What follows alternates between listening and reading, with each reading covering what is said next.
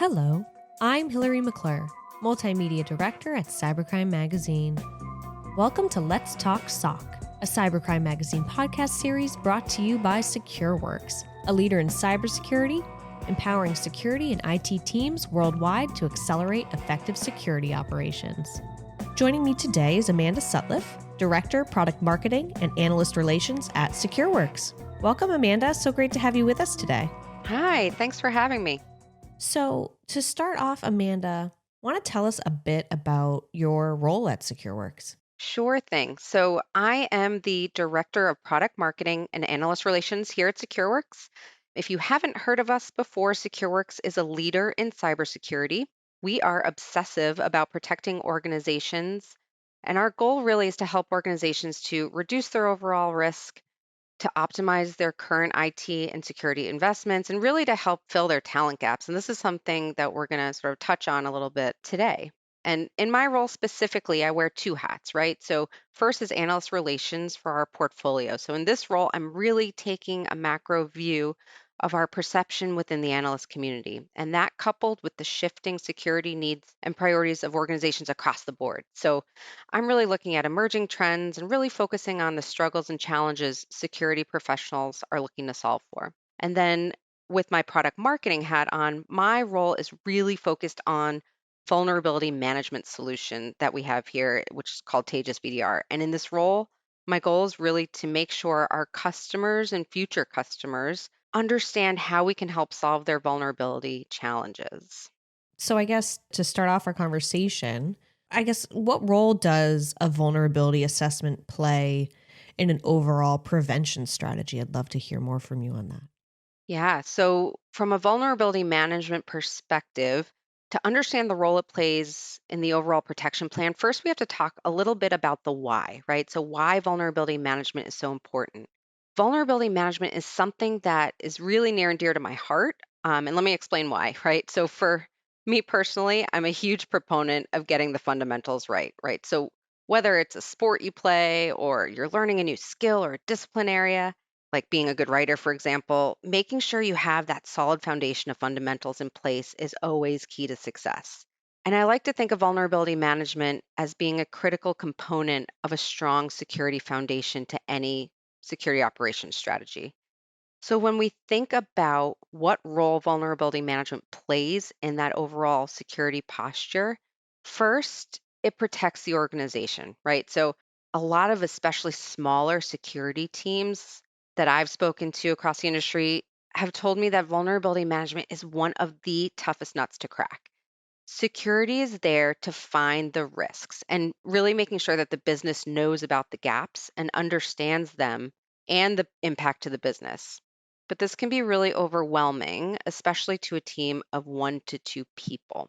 Most vulnerability management programs include, for example, scanning of all the assets within an organization to detect and then alert when a vulnerability is detected, right? So, while good in theory, for many of these alerts, they could be hundreds of thousands even over the course of several months that are being delivered to a security team and all deemed, quote, critical and needs attention.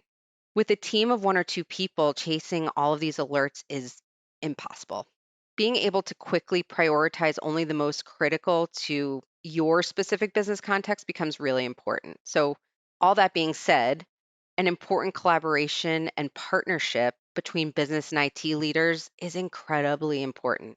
And IT really has to understand the business here. So if IT isn't understanding the impact of specific vulnerabilities on the business, it's really hard to know what to prioritize. And so overall, security teams are really in charge of keeping all these assets of an organization protected and safe. So examples, I mean, people, data, assets, really they're responsible for that whole perimeter.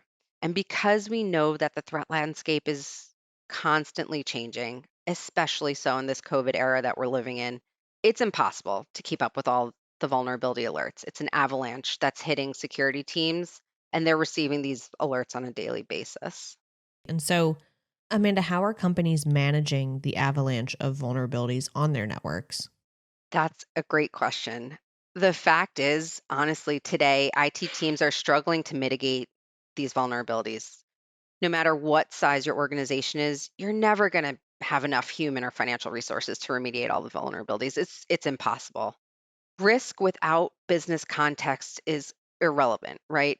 In fact, Vulcan Cyber's latest research into vulnerability risk prioritization and mitigation programs found that IT security teams are struggling to transition from simple vulnerability identification to meaningful response and mitigation. And because of this, business leaders and IT teams are really limited in their ability to gain the insights that they need to really protect valuable business assets.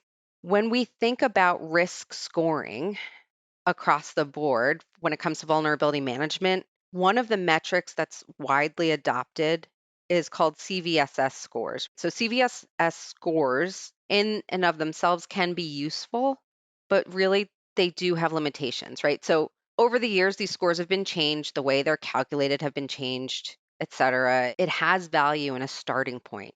And sometimes all a company really has is that, a starting point, right? So if that's all they have to make a decision at the time, that's all they have. But everything is built around vulnerability management in this case. It's built around prioritizing this enormous sea of, oh my God, I have so much stuff to do. This context of where it sits in the network, is it exploitable, et cetera. How many hops does it take? There's tooling that can add to that context, which then, if you're trying to figure out which of the vulnerabilities to fix first, you need that tooling and the resources to apply that context. And that's where it's really essential to have a contextual, risk-based prioritization mechanism constantly running and learning your business so that your team receives high priority alerts on only vulnerabilities that are going to be most critically impacted for your business. And so, how does contextual risk based prioritization free teams up to focus on other things? I feel like you kind of touched upon that, but like to expand further. Yeah, so a great example of this is the Log4j vulnerability that was discovered back in December 2021. I think it was within the first week or two of December that had the security community scrambling to fix. With the right tooling, one that's automatically taking your company's business context and impact into consideration, that Log4j vulnerability would be detected and raised right to the top of your prioritized list. So no need to stop everything and go hunting for that specific alert. And meanwhile, you probably wouldn't have even known that it existed. And so simply stated, when the team isn't chasing down thousands of alerts that are arising without any context or prioritization, their time's really freed up to focus on the less foundational elements of their security posture and really focus on more strategic projects. This is where that idea of sort of that risk manager for hire comes into play. So having a vulnerability management program that's running 24/7 and it's constantly learning what vulnerabilities are most critical to your organization and being able to prioritize those autonomously and automatically for your team of one or two is saving hundreds and hundreds of hours of manual work. And that's really the best way to protect your company's most valuable assets that you're in charge of. I feel like you've covered so much. I'd love to just ask you as a final question, is there anything else you'd like listeners to know based on what you covered or perhaps what you haven't already covered? I think just as a final thought, and especially speaking to those smaller security teams who are really running the entire security program, the full stack, you don't have to do this alone, especially from a vulnerability management perspective that has a lot of noise attached to it with the program you're probably running today. There are ways that you can get that prioritization and that business impact risk scoring to become a lot more prioritized for your teams in order to be more effective to the business and for you to be able to go to your business leaders and show how you're protecting your organization. Wonderful. Well, Amanda, thank you so much for coming onto the show. This has been a pleasure, and I just really appreciate you taking the time to lend to us your expertise and your perspective. Thanks for having me. It was a pleasure to be here.